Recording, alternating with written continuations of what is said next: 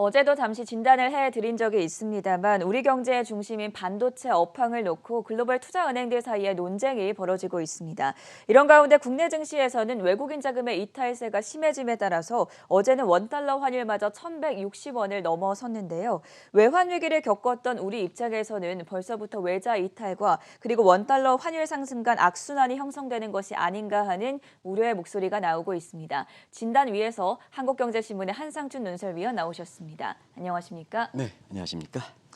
오늘 뉴욕 증시 먼저 살펴볼 텐데 예상보다 훨씬 웃돈 생산자 물가로 인플레 우려가 지배하는 시장이었습니다. 특이사항 어떻게 보셨습니까? 네, 오늘은 그 지수가 올라서 사상 최고치 이런 얘기지만 네. 의미 자체는 상당히 좀 부여할 수 없다 이렇게 예. 보시면 되겠습니다. 소폭만 오르니까 사상 최고치니까 많이 오르는 이런 모습인데요. 어제도 지금 잠시 말씀드렸습니다는 여건은 안 좋지만 우리 동학개미를 위해서 사실 그 주가가 좀 많이 올랐으면 좋겠다 이렇게 마지막 무렵에 말씀을 드렸는데요. 워낙 그 펀더멘탈이 안 좋기 때문에 주가가 떨어졌습니다. 그럼 아직서 본질적 문제를 다시 한번 그 짚고 넘어가야 되는 게 아닌가 하는 생각이 드는데요. 일단은 어제 이제 미국의 소비자 물가가 나왔죠. 그렇죠. 근원 CPI가 좀 전월 대비해서 좀 안정을 돼서 물가가 안정됐다 이렇게 하지만 이 방송을 통해서는 작년에 그 7월에 기저효과를 물가가 좀 올라간 점을 감안해 볼 때 기저효과를 볼 때에는 오히려 물가가 안정된 게 아니라 사실 그 페드의 고난의 시기는 더 늦춰지겠다 하는 이런 말씀을 드렸습니다. 네. 그런 것이 고스란히 반영돼서 소비자 물가에서 이어서 발표됐던 생산자 물가가 7월 달 굉장히 큰 폭으로 나왔죠. 그래서 PPI 충격이다, 쇼크다 이렇게 표현을 하는데요. 그 수치를 다시 한번 보여드리겠습니다. 미국과 중국과 같이 한번 보겠습니다. 이번에 그 생산자 물가는 9월 달 페드 회의에 소비자 물가라든가 근원 CPI에 영향을 줄 수 있는 변수거든요. 왜냐하면 생산자 물가는 이렇게 조만간 소비자 물가에 그 영향을 주기 때문에 다음 달에 사실 그 페드의 통화 정책에 직접적으로 영향을 미칠 수 있는 변수거든요. 그런 과정에서 중국의 그 PPI부터 먼저 말씀드리면 세계 양대국이기 때문에 5월 달에 9.0, 6월 달에 8.6, 7월 달에 9.0 해서 굉장히 고공행진이죠. 그 다음에 미국도 PPI가 5월 달에 한번 6.6, 6월 달에 7.3, 그 다음에 7월 달에 7.8, 굉장히 가속력을 붙은 상태죠. 네. 근데 7월 달에 생산자 물가가 작년에 굉장히 좀 높았습니다. 이 베이스 이펙트는 높았습니다. 이기 때문에 7.8%는 이거보다 더 큰 의미가 있다. 더 높게 불안하다 이렇게 됐습니다. 그러다 보니까 오늘 월가에서 이렇게 보면 주가가 이렇게 오르긴 했지만 그게 크게 의미를 부여하진 않는다 하는 걸 말씀드리고 오늘 그 월가에서 이렇게 보면은 2020년 잭슨홀 미팅 8월 26 미국 시간으로 8월 26일부터 3일간 진행되는데요. 테이퍼링 논쟁이 가열되지 않겠느냐. 다만 한 가지 테이퍼링 논쟁이 성격이 좀 다르다. 이번에는 그 잭슨홀 미팅이 이번에 생산자 물가가 나오기 전까지만 하더라도 테이퍼링은 하냐 마느냐 하는데 이번 생산자 물가를 계기로 해서 테이퍼링을 추진을 전제로 한 논쟁으로 바뀌지 않겠느냐. 이게 이제 지금 그 미국의 월가에서 나오는 새로운 분위기다 하는 걸 말씀드리겠습니다. 아무래도 시청자분께서는 상당히 이 문제에 대해서 관심이 상당히 높고 한국은행의 그 8월 달 금리 인상설까지 이렇게 나돌고 있기 때문에 이 문제는 굉장히 중요하지 않냐 생각하는데요. 아무튼 세계 양대 국가의 생산자 물가는 병목 현상이 굉장히 심화되면서 시간이 가면 갈수록 가속력을 붓고 있는 이런 상황이다 이렇게 됐습니다. 이제는 테이퍼링의 실시 여부가 중요한 것이 아니라 결국에는 시간 문제다라는 점을 강조를 해주셨고요. 오늘 뉴욕 증시 움직임을 봤을 때 우리 증시와도 연관이 상당히 많은 주목되는 움직임이 있다고 들었는데 어떤 부분이었습니까? 네, 국내 주가 이렇게 보면은 삼성전자, SK, 한일트 네. 그리고 크래프트 같은 게임주 이런 경우이기 때문에 아무래도 이 성격상 보면은 3대 지수에서 나스닥 지수 예. 의미가 크죠. 그렇죠. 그리고 삼성전자와 SK 하이닉스 같은 반도체니까 필라델피아 반도체 지수 이런 것이 아마 국내 증시를 읽을 때 우리가 미국에 뭐 이렇게 해서 뭐 무슨 고용 지표 지금은 그거 따질 때 아닙니다. 그런 거 그렇게 크게 영향을 미치지 않습니다. 너무 세부적으로 보다는 큰 그림이 더 큰 영향을 미친다 하는 걸 말씀드리겠는데요. 어제도 이어서 오늘 각도에서 이렇게 보면 나스닥 지수가 0.35% 올랐습니다. 앞서 말씀드린 같이 큰 의미를 부여하기는 어렵다 이렇게 이제 보시면 되겠는데요. 왜냐하면 나스닥 지수의 대형 기술주를 올리는데 특별한 호재가 없었습니다. 호재가 없었습니다. 예. 다만 한 가지 지난 3일 연속 동안 나스닥 지수가 이렇게 떨어진 거에 대한 기술적인 반등 이외에 의미가 그렇게 크지 않다 이렇게 이제 보시면 되겠습니다. 그래서 특별히 호재가 나타나지 않았기 때문에 확실하게 저것을 뚫고 갈 만한 지금 이제 우리 일주일간에 우리 그 큰 정비들께서 보여주시죠. 굉장히 낙폭이 컸기 때문에 이거에 대한 반발 매수의 성격을 갖고 있다. 그래서 이것이 국내 증시의 나스닥 지수가 올랐기 때문에 국내 증시에 상당히 의미 있게 이렇게 영향을 주기는 어렵다. 오히려 지금 삼성전자, SK하이닉스 관련해서는 연일 비춰드리고 있습니다는 필라델피아 반도체 지수가 굉장히 중요하다. 그런데 전체적으로 나스닥 지수는 기술적 반등했지만 필라델피아 반도체 지수는 오늘 비교적 큰 폭으로 떨어졌습니다. 1%대 네. 이렇게 떨어졌습니다. 나중에 좀 해설을 해드리겠습니다는 그런 과정에서 사실 지난 그 5일 동안 이렇게 보면 일주일 동안 보면 필라델피아 반도체 지수가 많은 분들이 이 필라델피아 반도체 슈퍼 사이클 논쟁 이렇게 했죠. 우리가 이제 가석방 직전에 네. 외국인들이 삼성전자를 이렇게 좀 매입했죠. 이때도 동학개미 분들이 이제 뒤늦게 좀 한 분들이 많은데요.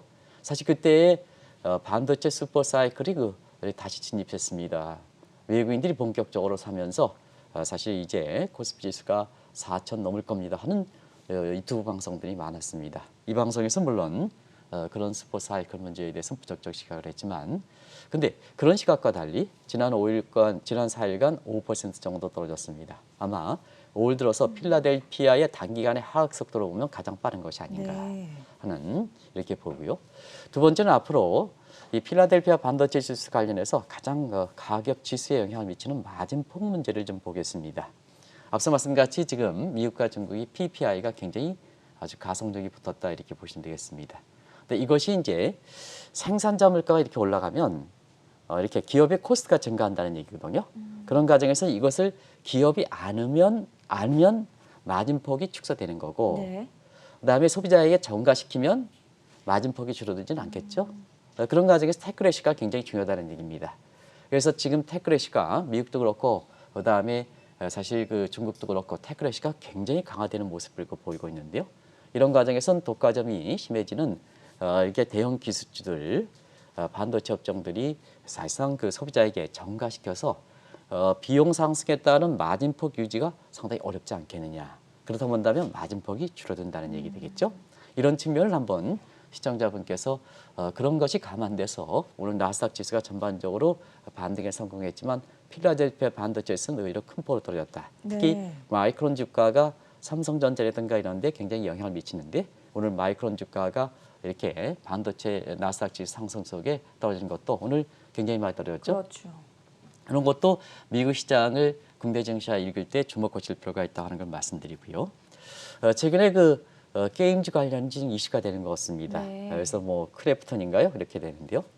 사실상 우리가 이렇게 중국의 게임즈에 대해서는 한 달 전 이상서부터 이 중국의 게임기의 규제에 대해서는 굉장히 많이들 말씀드렸습니다. 테크레시를 국내에 처음 이게 도입되면서 그래서 이런 것을 좀 감안해서 좀 여러 가지 공보가라든가 이런 걸 재조정할 필요가 있었던 이런 대목인데요. 사실은 중국에서 보면 아편이라는 말은 굉장히 아주 치욕적으로 봅니다. 우리가 게임을 아편으로 비유되지 네, 않습니까? 그렇죠. 그런 거지 왜 그러냐면 과거에 영국과 그렇게 중국과 근데 청나라죠. 그때 그 전쟁 시절에 사실 아편에 의해 가지고 중국 사람이 아주 영국에 넘어갔다. 그래서 홍콩도 넘어가게 됐다 하는 아주 뼈아픈 낙인 효과가 있는 상태거든요. 그래서 중국이 이렇게 사교육 금지라든가 엔터테인먼트 금지라든가 게임즈 금지라든가 그다음에 알리바바라든가 해서 미국과 연결되어 있는 기술주를 금지한다든가 이런 쪽 유학생도 금지한다든가 이런 측면에서 시진핑의 권력 야망을 합충시키는 이런 문제는 사실 경제적 측면에서 접근할 수 있는 문제는 아닙니다. 정치적으로 야망과 결립되기 때문에 설령 첨단 기술 분야가 육성에 차질이 빚는다 하더라도 네. 정치적 야망을 달성하는 것이 파워프립이 강한 이렇게 최고 통수권자 모습들 아니겠습니까? 그래서 그것이 사실 지속되는 거지 이게 뭐 어느 날 풀려지고 어느 날 안 풀려지고 이런 게 아니다는 걸 말씀드리겠습니다.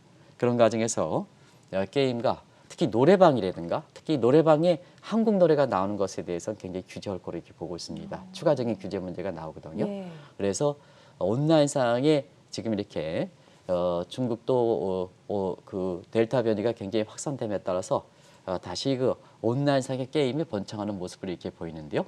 사실 그거에 대해서 추가적으로 규제하고 노래방이라든가 이런 데 사실 그 엔터테인먼트 추가적인 규제 움직임이 나올 거로 보는 것도 게임과 관련해서 주목하실 필요가 있다는 걸 말씀드리고요. 아무튼 아까 어제 이제 우리도 그런 얘기했습니다. 반도체 업황에 대한 논쟁은 사실 국내에서도 있습니다는 전 세계적인 문제다는 걸 어제 다른 문제 하면서 시간을 갖고 얘기해드리겠습니다는 다른 문제가 더 중요하기 때문에 어제 말씀드렸습니다. 네. 오늘은 이 문제 가지고 좀 세부적으로 좀 보겠습니다. 그래서 반도체 업황은 반도체는 우리 경제에 차지하는 비중이 크고 우리 증시에 차지하는 비중이 크기 때문에 세계적으로 반도체 업황에 대한 논쟁, 글로벌 인베스트뱅크의 사이 논쟁은 아마 국내 그 주가와 관련해서도 굉장히 주목할 요인이다 하는 걸 말씀드리겠습니다. 그렇다면 이 반도체 업황을 놓고 글로벌 IB들 간에 어떤 논쟁이 벌어지고 있는지 그 설전 내용을 구체적으로 전해주시죠. 우리가 이제 글로벌 인베스트뱅크다 하는 이런 데에는 여러 기관이 있습니다는 네. 우리 전 앵커 지금 주말이죠. 여기서 그렇죠. 글로벌 인베스트뱅크가 여러 개 있습니다는 아주 유명한 걸 떼고 딱 두 개만 한번 얘기해 보시기 바랍니다. 골드만삭스가 제일 유명하지 않습니까? 네네. JP 모건도 유명하고요. 네, JP 모건보다는 모건 스탠리 이렇게 네. 해서 대체로 보면 세계적으로 양대 글로벌 인베스트뱅크다 이렇게 하면 모건 스탠리와 골드만삭스를 치는 게 아닌가. 예. 그래서 그런지 이 반도체 업황에 관련해서는 지금 두 기간 동안에 이렇게 명확히 차이가 나는 게 있습니다. 한번 보겠습니다. 이 내용은 국내 언론에서 이렇게 그 뒤늦게 알려지기 시작했습니다는 어제 우리가 이 방송을 통해서 잠시 언급해드렸죠. 그래서 모건 스탠리는 반도체 업황에 대해서 겨울이 다가온다. 미국에서 이렇게 보면요. 이 겨울이 다가온다는 표현을 쉽게 쓰지는 않습니다. 쉽게 쓰지 않습니다. 예. 그래서 겨울이 다가온다 이런 표현을 쓰는데요. 이렇게 비교적 추세적으로 반도체 업황에 대해서 굉장히 좀 안 좋게 보는 시각입니다. 나중에 이제 SK 하이닉스와 관련된 목표가를 얼만큼 조정했는지 한번 보겠습니다. 근데 골드만삭스는 반도체 업황에 대한 전체적인 그 이렇게 그 진단보다는 D램 반도체 중에서도 뭐 D램이 사실 그 일부분을 차지하죠. D램 마진폭의 증가가 기대된다 하는 이런 쪽으로 이렇게 반박하는 이렇게 됐습니다. 네. 그러다 보니까 반도체 업종 D램은 그 어느 국가보다 한국에 영향을 미치는 거죠. 그러다 보니까 삼성전자라든가 SK 하이닉스에 대한 목표가를 한번 보겠습니다. 조정이 먹었을 때는 큰 폭을 조정했습니다. 어제 그 충격을 미쳤는데요. 그 내용을 한번 같이 한번 보겠습니다. 그래서 반도체 업황에서 목표가를 조정했는데 삼성전자 목표가를 이렇게 조정한 걸 보면 화면이 좀 이렇게 명쾌하게 안 나오네요. 그래서 모건 스탠리 같은 경우에는 삼성전자의 그 주가를 89,000원으로 봤습니다. 상당히 89,000원으로 조정했고요. 그 다음에 하이닉스는 8만 원으로 조정했습니다. 특히 하이닉스 목표가 조정이 굉장히 충격적이었죠. 네. 이렇게 그래서 SK 하이닉스 같은 경우는 156,000원에서 8만 원으로 조정했습니다. 그 절반 수준으로 절반 떨어지네요. 수준으로 조정했죠. 네. 앞서 말씀드린 게 미국에서는 겨울철이 온다는 표현이 웬만하면 쓰지 않습니다. 그래서 그 코노테이션을 시청자분들 말씀드리는 겁니다. 우리가 보면 반도체 업황이 나빠진다 하면 SK 하이닉스든 저렇게 조정하지는 않을 겁니다. 근데 절반으로 조정했습니다. 지금 전에 그 말씀대로. 그러면 골드만삭스는 뭐냐? 골드만삭스는 앞서 말씀드린 같이 D램의 마진폭의 증가가 기대된다. 기대된다 하면 목표가는 올려있죠.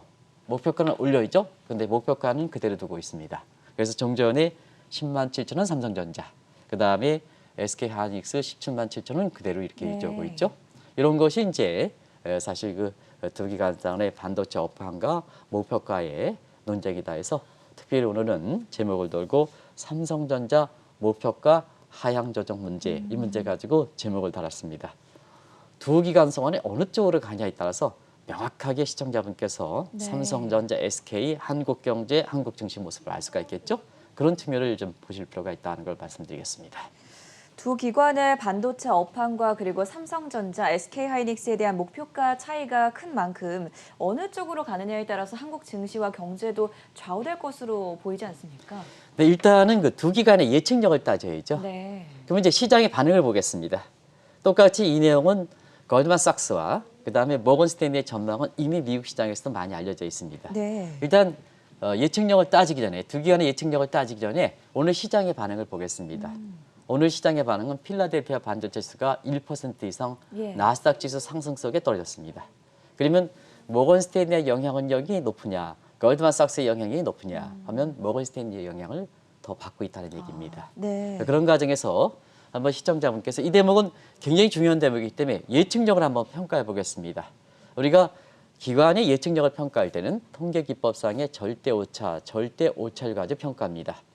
절대오차는 절대오차의 100분의 1입니다. 그런 과정에서 보편적으로 사용하고 있는 절대오차율은 한번 이렇게 한번 요거 보겠습니다. 중괄호 해가지고 이렇게 해서 예측치 빼기 실적치 나누기는 예측치 곱하기 100분율 100 이렇게 해서 절대오차를 가지고 따집니다. 네. 대체로 보면 이 예측률이 플러스 마이너스가 틀리면 안 됩니다. 예를 들어서 상승이 하락됐다. 그거는 안 되는 겁니다. 예측에 오는 겁니다. 그래서 일단은 예측하면 상승하면 상승한 대로 하락하면 하락한 대로 이게 맞아떨어져야 됩니다. 추세까지 거꾸로지면 안 되는 겁니다. 그런 과정에서 우리나라의 각 증권사의 그 애널리스트들이 연초에 삼성전자 목발을 12만 원에 했던 기관들이 많습니다. 그렇죠. 특히 대형 증권사일수록 많이 했습니다. 근데 지금 삼성전자 주가가 77,000원으로 아주 이렇게 떨어지고 있지 않습니까? 네. 이런 거는 좀 더 시간을 지켜봐야 되겠습니다는 사실 작년 말 수준에서 올해 삼성전자 목표가는 작년 말 수준을 회복하겠느냐 하는 것도 퀘스천을 좀 그리고 있습니다. 이런 측면일 때 플러스에서 상승했는데 마이너스 떨어지는 건 예측력이 빵점입니다. 이거는 일단 추세는 맞아야 됩니다. 상승한다 그러면 상승한다. 그다음에 하락하면 맞아야 된다. 그리고 상승한다 하더라도 저 절대오차율이 30% 이내를 들어야 예측이란 건 뭐냐? 투자자라든가 그다음에 경제 정책으로는 나라라든가 그다음에 이 기업 경영으로는 경영 환경을 전망하는 기업이라든가 금융사의 가이드 역할을 하는 거거든요.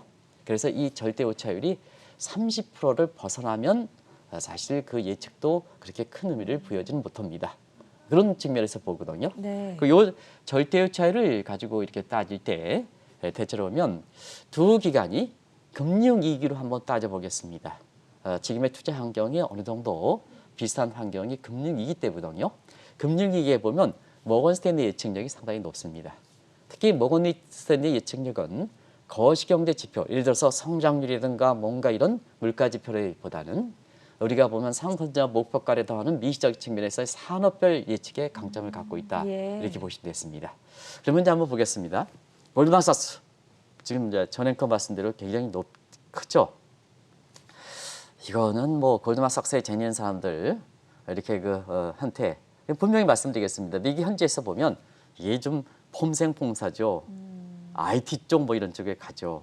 IT 쪽에 가서 대체로 보면 골드만삭스 같은 경우에는 올라갈 때는 더 올라간다. 내려갈 때는 더 떨어진다. 이런 프로사이클릭 리서치 이렇게 해서 예측할 때 올라갈 땐 더 올라간다. 내려갈 땐 더 떨어진다. 이런 쪽에 이렇게 마이클 피시 문제가 굉장히 많이 이렇게 시달렸던 것은 시청자부터 잘 아실 거로 봅니다. 그래서 과거 2008년 서브프라임 모기라는 당시에 서브프라임 모듈을 루비니 교수라든가 하는데도 불구하고 굉장히 이거에 대해서 우려를 불식시켰던 것이 결국 리먼 사태의 원인이 됐던 측면도 있습니다. 우리가 이제 계속해서 보여주고 있죠. 이 문제가 아마 지금 삼성전자 주가만큼 중요한 게 어디 있습니까? 국내 그렇죠. 증시와 관련해서 네. 초미의 관심이죠. 그래서 우리 큰 정비께서 계속해서 이게 한번 비춰주고 있습니다. 이게 세계적인 글로벌 인베스트 뱅크의 양대사가 이렇게 업황을 나눠주는 문제는 굉장히 중요하거든요. 그런 관점에서 보면 오늘도 필라델피아 반도체 지수가 골드만삭스의 이렇게 전망보다는 모건 스탠리 쪽으로 필라델피아 반도체 지수가 많이 떨어졌습니다. 그런 각도에서 어제도 외국인들이 어제뿐만 아니라 이렇게 이재용 부회장의 가석방 이렇게 결정된 이후에 외국인에 보면 삼성전자, SK하이닉스를 연일 매도하고 있고 우리나라의 증시의 전체적인 전체적인 외국인 매도 규모보다 삼성전자, SK 매도 규모가 더 큽니다. 그러면 다른 쪽에서는 외국인의 매수가 있었다는 얘기거든요. 그래서 코스피가 만약에 다른 쪽에서 주가가 받쳐주지 못했다면 우리 삼성전자라든가 SK의 낙폭으로 보고 코스피에 차지하는 비중으로 볼 때에는 어제 그 코스피는 굉장히 많이 떨어졌어야 됩니다. 네. 그나마 다른 쪽에서 받쳐주고 있는 문제가 코스피의 낙폭을 줄였다 이렇게 볼 수 있습니다. 우리 동학개미 입장에서는 외국인들이 연일 삼성전자를 내다 파는 것에 관심이 높을 수밖에 없는데 말씀해 주신 대로 최근에 가석방 결정 이후에 더 많이 하락폭이 커지지 않았습니까? 네, 우리가 이제 가석방 직전에도 삼성전자 매수일 때 계속해서 올라간다 이렇게 이제 시각에서 가석방에 삼성전자 주가가 계속해서 떨어지니까 그때마다 그렇게 주장했던 사람이 저가 매수, 분할 매수 하는데요. 그 분할 매수를 주장하시는 분들 한번 꼭 좀 말씀드리겠습니다. 개인들이 어떻게 분할 매수합니까? 시청자 여러분. 개인들은요. 일부 많이 돈을 투자하는 사람 이외에는 동학개미들은 분할 매수가 할 정도로 돈이 있는 게 아니지 않습니까? 그런 걸 염두에 두셔서 말씀해 주셔야 됩니다. 기관 투자가들은 돈이 많기 때문에 주가가 떨어질 때마다 분할 매수가 할 수가 있겠죠. 그런데 일반적으로 동학개미의 평균적인 수준의 투자 금액이 2천만 원 가지고 어떻게 분할 매수하겠습니까? 이 말을 특히 유튜브라든가 이런 게 나와서 말씀하시는 분들이 조심을 하셔야 됩니다. 말 한마디 조심해야 돼서.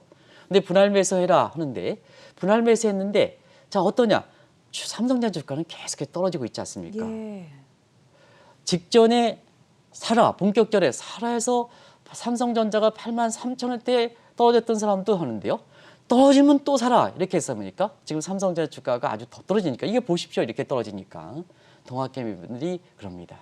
제발 분할 매수라는 표현을 좀 이렇게 개인들에게는 하는데 신중을 기하시기 바랍니다. 2천만 원, 1,000만 원 투자하시는 분한테 어떻게 주가 수준 떨어지는 순마다 분할 매수하겠습니까? 그거는 기관에 해당되는 거죠. 그러면 해당되는 거죠. 그런 말을 좀 하실 필요가 없다 하는 건데요. 지금 한번 보겠습니다. 동학개미 분들이 사실 그 10일 날 가석방 직후 첫날이죠.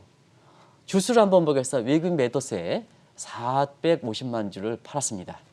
둘째 날은 1,300만 주를 팔았습니다. 어제 한번 보시기 바랍니다. 어제 코스피 지수가 다른 주에 그 저가가 낙폭이 받쳐서 그렇지 2,200만 주를 팔았습니다. 네. 그러다 보니까 삼성전자 주가가 가석방 위에 지금 어제까지 거래일 기준 3일인데요. 5,500원이 급락했습니다. 충격이죠. 그래서 가석방 직전에 삼성전자 외국인이 매수하는 과정에서 이렇게 82,000원대 이렇게 샀던 사람들은 굉장히 이분들이 그동안 삼성전자 투자하다가 이렇게 물려가지고 영끌, 윗끌, 신용대출 받은 사람들이 많거든요. 한 번 정도는 다시 한번 손실을 많이 하자 하는 측면에서. 네. 근데 이게 경우에 따라서는 이렇게 반대 매매가 나올 수 있는 이런 환경이 되는 거거든요. 그런 측면이 이렇게 그런 말에 대해서 조심할 필요가 있다는 걸 말씀드리고요.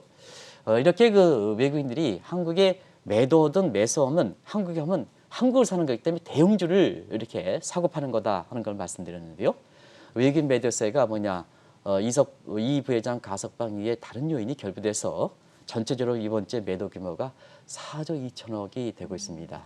거래일이 4일뿐이 안 됩니다. 4조 2천억이 되고 있습니다.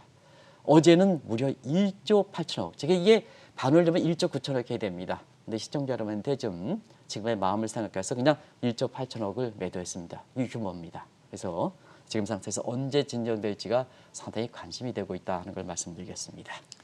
외국인이 연일 한국 증시에서 대표 기업 주식을 중심으로 내다 파는 원인은 무엇이라고 보십니까? 아무래도 이제 가석방 문제의 직후서부터 이렇게 심화된 문제이기 때문에 네. 이재용 부회장의 가석방 문제에 대한 해외 평가하는 문제에 있어서는 이 대목은 우리도 이게 굉장히 부정적으로 말씀드렸죠. 예. 부정적으로 말씀드린 게 외국인의 매도세로 나타나고 있다 이렇게 됐습니다.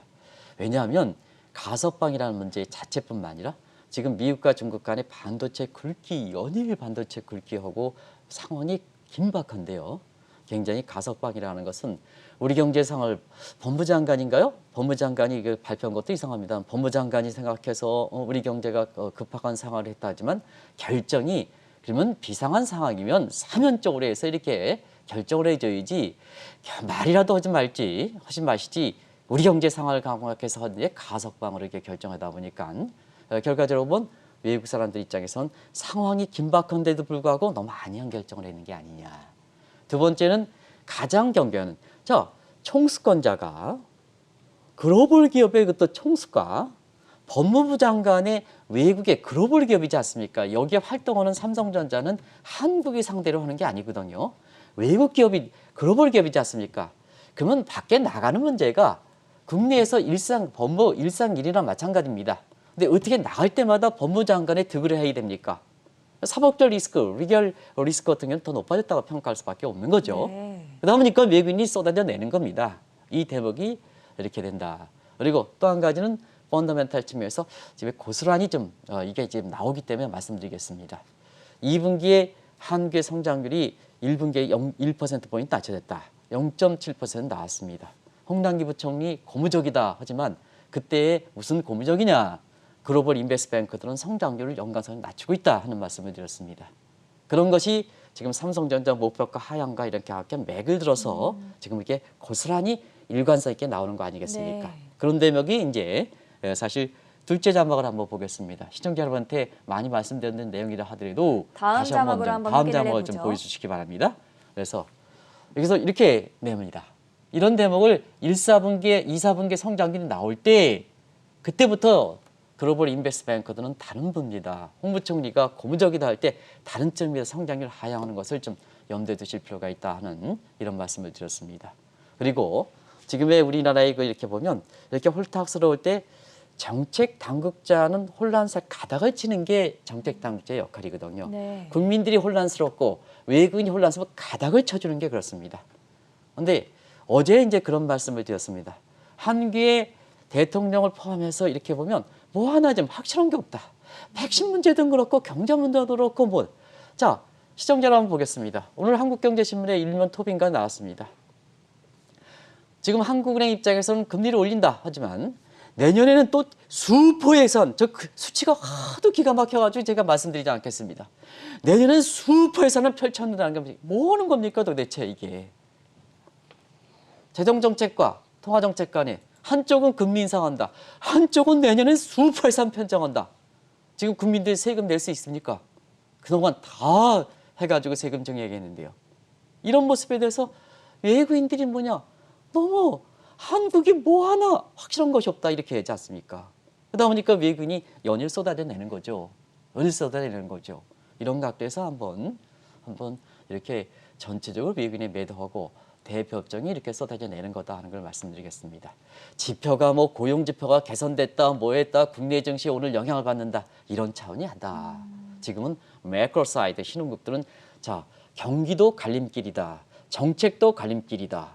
주가도 갈림길이다. 이런 측면에서 보면 큰 흐름에서 갈림길 아닙니까? 네. 그러면 오늘 미국에서 무슨 고용지표가 발표되고 물가지표가 발표되고 뭐하고 해서 당일날 코스피 지수가 0.3%, 0.5% 올라가고 내려가고 이런 문제가 아니다 하는 것을 말씀드리겠습니다. 그래서 지금은 큰 그림을 보실 때다 하는 걸 말씀드리겠습니다.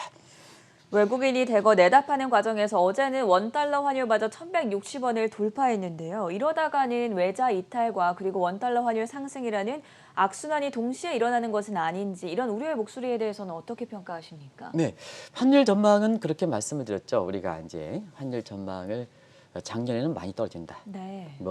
회장 같은 경우는 이제 금융사회장 같은 경우 기축통화권요법 없다. 절대적으로 달러 투자하지 마세요. 많이 떨어졌죠. 근데 올해는 트럼프 정부에서 바이든 정부의 약세 정책에 트럼프 정부의 마스인이 좀 억눌림이 시장에 막히니까 해선언 과정이 필요합니다. 환율 올라갑니다.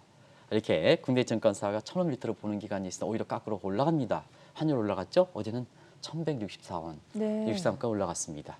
그래서 외자 이탈이 많이 되고 외자 이탈에서 환율이 이렇게 올라가니까 자 환차 손이 발생하는 거죠. 그러면 외자 이탈은 더 많이 되겠죠. 이게 에스컬레이트가 되는 게 아니냐 하는 이런 측의 우려도 나오는 상황이다 이렇게 됐습니다. 이 문제도 잠시 한번 좀 말씀드리겠는데요. 이렇게 이제 전망을 좀 해놓더라도 지난주에 이렇게 보면 가석방 직전에 원달러 환율이 1,150원에서 그때 환율이 조금 죽었습니다. 또 외국인들이 매수했습니다. 그래서 그때 나왔던 것이 원달러 1,150원의 피크설입니다. 자, 1,150원 이상은 올라가지 않기 때문에 자, 환율이 떨어지면 환차익이 기대되기 때문에 외국 자본이 본격 유입되면서 삼성전자 줍줍 이렇게 간다. 이런 시각이었었죠. 근데 정반대 상황이 얘기되고 있다 이렇게 됐습니다. 그런 과정에서 지금 어쨌거나 외국인 자금이 실제 발생 여부와 관계없이 더 과거의 외자 이탈과 환율 상승 간의 악순환의 외환위기가 발생한 측면이기 때문에 그때 악몽을 생각해서 일부 시청자분께서 외자 이탈이 대거 많이되고 그다음에 환율이 1,163원까지 이렇게 올라가니까 이 악순환 고리가 이게 형성되는 게 아니냐 하는 시청자의 문의입니다. 저도 이건 꿈에도 생각지 못했습니다. 알겠습니다. 외환위기 가능성 없다고 이렇게 여러분들 말씀드렸습니다. 그 문제 다시 한번 전해드리겠습니다. 그런 과정에서 시청자분이 우리가 국제금융을 이렇게 오랫동안 종사하고 외환위기 과정에서 이렇게 가장 많이 아마 방송의 시청자분한테 비춰드렸을 겁니다. 그런 사람이 생각지 못했던 환율 전망과 생각지 못했던 분야를 시청자분이 우려할 만큼 외자 이탈 규모가 크고 환율이 1,130원이니까 거기에 따른 중압감 때문에 이 문제 좀 짚어달라 하는 이 문제가 이렇게 나오는 것이 아닌가 생각합니다. 일부 금통위 위원들 사이에서는 외자 이탈과 원달러 환율 상승이라는 악순환 고리를 차단하기 위해서 우리가 선제적으로 금리를 올려야 한다. 이런 시각을 내비치던데 이 입장에 대해서는 어떻게 보십니까? 일단은 모습은 좋죠. 왜냐하면 외자 이탈에서 환율이 상승하니까 우리가 선제적으로 금리를 올려야 된다. 네. 그죠? 그러면 금리 매력이 되기 때문에 금리 차가 우리 쪽으로 오기 네. 때문에 캐리 자금이 우리 쪽으로 들어오지 않느냐. 그 외자도 이탈을 막힌다. 근데 시청자한테 한번 말씀드리면 미국의 금리와 한국의 금리를 다이렉트 비교하는 건 잘못되어 있다. 미국의 금리는 기준금리입니다. 국제적으로 보면. 한국은 신흥국 금리다. 모건 스탠리 지수에서 보면 한국은 신흥국이기 때문에 신흥국 지수입니다. 똑같은 금리라 하더라도 PCO의 캐리 자금의 이론상 보면 통화치를 감안한 PCO의 자금 이동선을 보면 똑같이 이렇게 됐을 때 똑같은 금리수를 비교하는데요. 절대 흡인력은 주도력은 다르다 하는 걸 말씀드리겠습니다. 미국의 금리와 한국이 주는 금리와 그래서 미국이 이렇게 그 외자 이탈되니까 우리가 금리를 올려서 사실 그 외자 이탈을 막 막아야 된다. 그러다 보니까 8월달에 금리 인상은 이렇게 기정사실화하는 이런 분위기인데 이게 더 어려운 겁니다. 지금부터 한번 보겠습니다. 우리가 보면 신흥국이 외자 이탈을 방지하는 방식은 금리를 올리는 게 아니라 김석동 우리 위기 대책반에서 가장 훌륭하신 분입니다. 실행력에 있어서는 최고입니다. 우리가 보면 책상머리에 앉아 있어 단순히 이론을 따지는 게 아니라 실행력에 있어서는 아마 우리나라의 위기 대책에서는 가장 아마 잘 극복하신 분입니다. 항상 이 방송을 통해서 말씀드리면 이렇게 잘하면 잘하는 대로 못하면 못하는 대로 이렇게 해서 어떤 특정한 가치를 갖지 않고 진보니 보수니 갖지 않고 말씀드린다. 네. 우리가 최근에 홍 부총리 얘기를 많이 하고 있습니다는 홍 부총리 외환위기 과정에서 잘합니다. 외환 분야는. 나머지 분야에서는 정치적을 뛰기 때문에 안 됩니다. 이런 식으로 이렇게 그 이야기 말씀드린다 이렇게 보실 수 있습니다. 김석동 옛날에 금융위 위원장께서는 정말 위기 극복에서는 잘합니다. 아마 우리나라에서 가장 훌륭하신 분이 아닌가 생각합니다. 근데 이분이 이제 농협경제연구소 소장으로 하실 때 사실 저도 그 내용을 다 읽어봤습니다. 보고서를 내셨는데 신흥국의 외자 이탈 방지는 금리 상승이 아니라 외환 보유를 충분히 확충하는 거다. 이거는 김석동 위원장의 연구 보고서뿐만 아니라 위기와 관련돼서 모든 이렇게 선진국들의 이렇게 학자들도 모두가 이 문제에 공감하고 있습니다. 그런 과정에서 우리가 일부 사람들이 대규모 외자 이탈해서 환율이 상승하면 에스컬레이터에서 외환위기가 발생하는 측면이 아니냐 했을 때 우리가 금리를 올리는 것보다는 외환 보유고로 확충 여부가 중요하다. 근데 우리는 외환 보유가 확충이 충분히 된 상태입니다. 네. 우리가 적정 외환 보유고는 IMF 방식, 기도티 방식, 캡틴 방식 다 아시겠는데요. 최강의 캡틴 방식으로 하더라도 우리나라의 지금 일선 자금과 이선 자금, 일선 자금은 직접적으로 갖고 있는 거고 이선 자금은 각종 스왑. 근데 이제 최근에 스왑 문제를 터키랑 한다 이런 얘기인데 이거는 잘못된 겁니다. 일부에서 그런 얘기를 하는데요. 그건 오히려 그런 것과 통화 스왑은요. 그러면 오히려 우리 외환 사정을 더 불안하게 보는 겁니다. 그래서 이 통화 스왑 문제, 그것도 이렇게 쌍무간 바이래터럴 그 통화 스왑 문제는 우리보다 신용도가 높은 국가에 스왑을 해야 되는 겁니다. 그런 측면을 꼭 좀 보시기 바랍니다. 최근에 그 시장이 논란이 돼서 정책당과 그런 얘기를 해서 지금 다시 한번 그 문제를 정리해드리고요. 그래서 우리가 최강의 캡틴 방식으로 하더라도 우리가 직접 갖고 있는 일선 자금, 쌍문장을 바이레터럴 갖고 있는 이렇게 통화 수합, 멀티레터럴 갖고 있는 치앙마이 이니셔티브 이렇게 하고 그다음에 IMF의 골드 트랜짓, 그리고 조만간 SDR에 자금을 방출하면 그 자금 이런 걸 감안하면 우리 외환보험은 충분하다 이렇게 보시면 되겠습니다. 그래서 이번에 그 외자 이탈되고 환율이 상승하니까 이거 망지역에서 가뜩이나 금리 인상 확충했던 사람들이 이제 이거 한국은행 사람들 아니겠습니까? 그러면 외자 이탈되면 금리를 올려야 된다. 8월 달에 금리를 올려야 된다 하면 실물 경제가 더 침체돼서 오히려 악순환 고리를 더 확대시킬 가능성이 있다는 걸 꼭 좀 말씀드리겠습니다. 지금은 모두가 물렁물렁한 상태입니다. 물렁물렁한 상태에서는 뭐든지 조짐을 페드가 가는 것처럼 뭐든지 확실하고 나중에 가더라도 문제가 없습니다. 근데 뭐 이렇게 턱 했는데 물렁물렁한 상태에서 어이구 강남 지역의 집값 시작해서 금리를 올려? 불균형이나 표현 이건 잘못돼 있다. 더더구나 신흥국은 잘못돼 있다. 이렇게 보시면 되겠습니다. 제발 중앙은행만큼은 사실 금리 인상 문제라든가 이런 문제는 신중을 기집사하는 걸 말씀드리고 그래야 내년도에 또 수퍼 예산 예산 편성이 이제 정기국회에 앞두고 되죠. 네. 수퍼 예산 이렇게 하는데 금리 인상에 이런 문제에서 금리 인상을 얘기하지 않았으면 정책 부조화 문제가 없지 않습니까? 외국인이 자금 이탈이 그 정책 부조화 때문에 나가는 거 아니겠습니까? 그런 거 줄일 수 있다. 뭘 가지고 금리 인상을 많이 해서 한쪽 수퍼 예산 편성하고 금리 인상 국민들도 이게 이해되지 못한다. 이게 정책 당국자냐 외국인들 똑같이 느낀다 이렇게 보이됐습니다. 그래서 통화 정책은 위기를 극복할 때는 가능한 늦게 가지는 게 좋다는 걸 말씀드리겠습니다. 오늘은 글로벌 투자 은행들 간에 벌어지고 있는 반도체 업황과 삼성전자 목표 주가에 관한 논쟁, 그리고 외자 이탈과 원달러 환율 상승 간의 악순환 발생 가능성에 대해서 자세한 진단 말씀 들어봤고요. 지금까지 한국경제신문의 한상춘 논설위원이었습니다. 고맙습니다. 네, 고맙습니다.